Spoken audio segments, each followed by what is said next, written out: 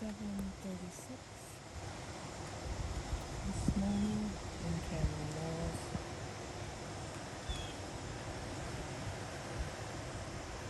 You can see that the water is